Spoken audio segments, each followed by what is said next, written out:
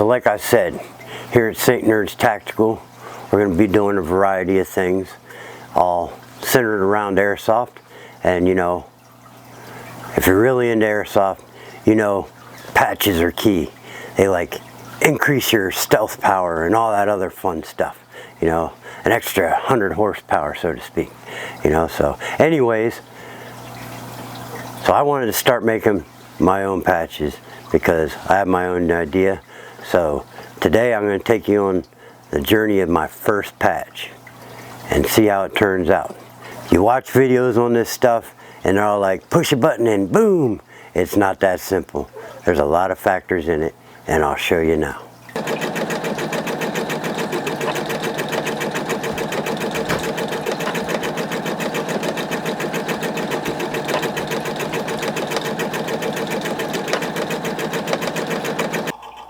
So here's the first patch. This is just backing, or no, this is two cloth pieces together. And as you can see, it's going pretty good. And then I let it run, but as you can see, the border's a little messed up. But I wanted to keep on letting the design run, so that way I could see if there was any flaws in the design, so I could change it in the software. Because there's editing software that I use to make these patches. So as you can see right here, the design's almost done. Just got to finish up on the prints. Now you see those strings going from thing to thing. You got to get in there with a pair of fine scissors.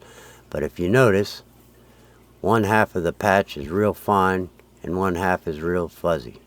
That's because right there where that white line is, that's the bobbin thread coming through. So I had to decrease the tension on the line, and then it started running a lot smoother as far as that went. So we had to set the tension on the thread so that way it wasn't pulling as hard.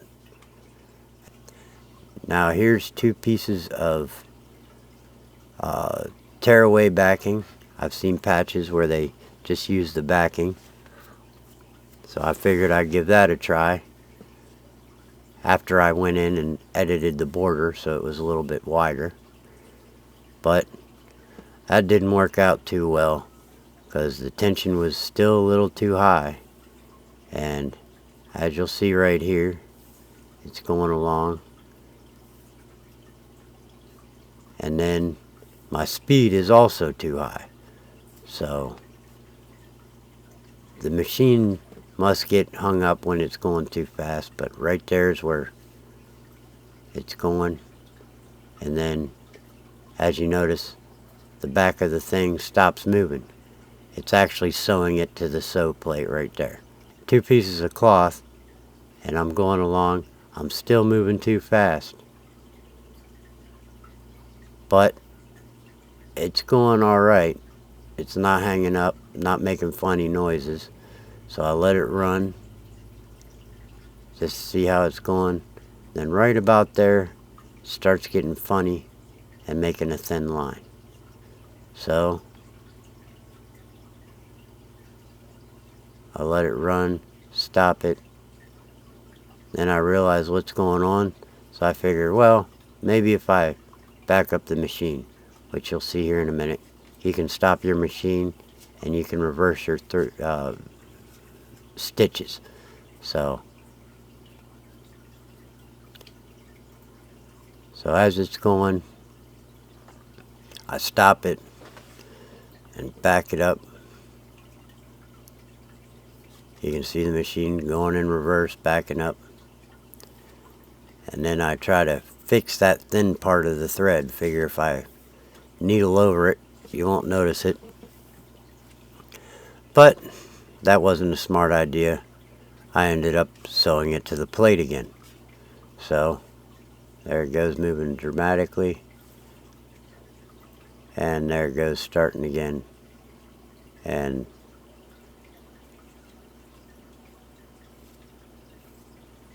right about there is where it starts getting attached to the plate again. So I had to cut it out and remove it, which you'll see here in a second.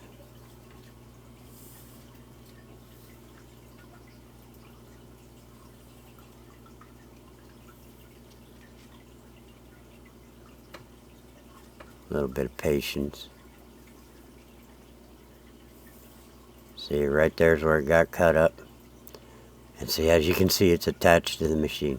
But it did it before, so I knew what to watch out for, and I stopped it as soon as I noticed.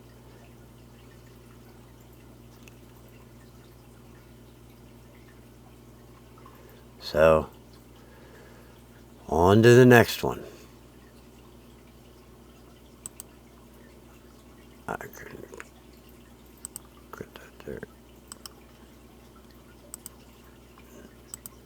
Now here's my fabric of the t-shirt on the tearaway backing. And as you can see, I slowed it down dramatically, decreased my tension thread, and now we're getting a nice, clean, crisp line. So I'll let this run for a little bit, let you guys see what the machine does, and talk to you when the patch is almost done.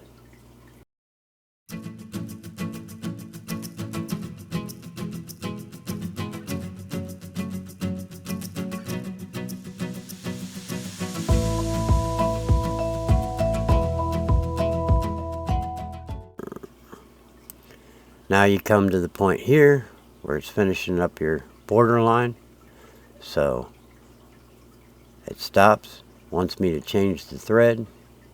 So I'm changing the thread and moving on to the next part.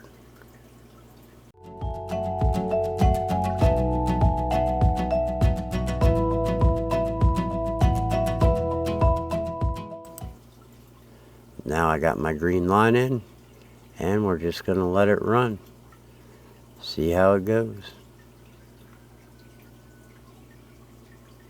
Now it usually gets this little line here from the stitching that starts the thread. I like to cut that off so that way it doesn't get tangled up in anything. Right here you see me cutting it.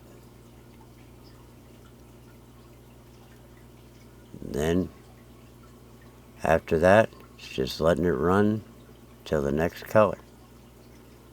So, enjoy the show.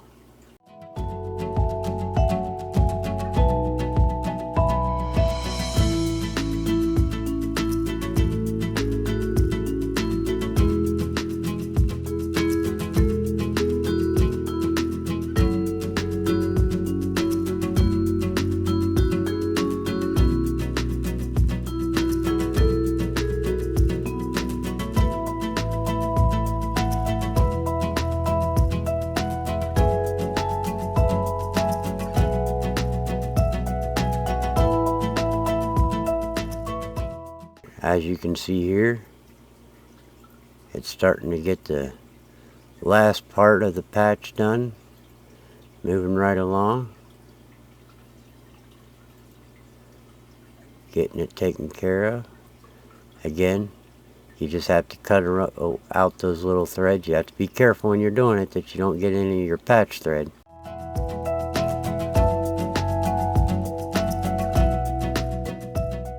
Alright, so right there it's finishing up, and we got a beautiful patch. Look at that. Now, like I said, all we got to do is go in and trim off those threads that go between the two patterns, and we got our Baztet logo patch done.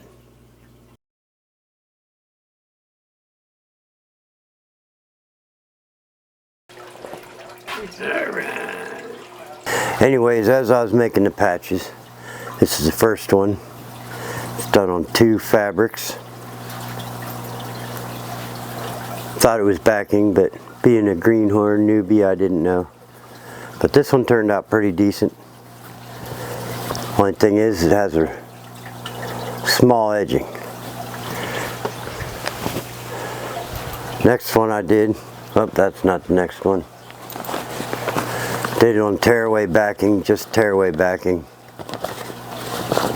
As you can see, it started to flaw. Then it got this fuzzy little thing here. Focus on that. There you go. And when it was going through the tray, it got hung up and stopped. I think this was the worst one. It actually sewed it to the base plate of the embroiderer. So I had to tear apart the base plate and cut it out. It was horrible. And then this one here, it's on a t-shirt. It started to do the same thing. See that right there?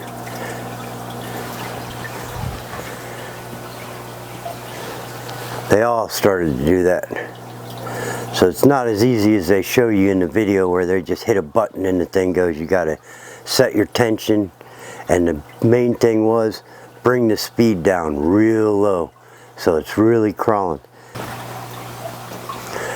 Figured I'd show you some of the mistakes that they don't show you in other embroidering videos, so that way if you decide to embroider and you get going, you don't get discouraged by mistakes and you don't have to go. So you want to set your tolerance to about, if you're using the Viking, to about 2.2 to 2.4 depending on what fabric you're going through, and then you want to bring your speed down to almost crawling.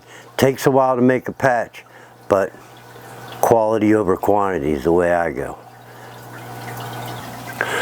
So as you can see, it's not an easy process like they show you online. You know, hit a button and brrr, there you go, you got your patch.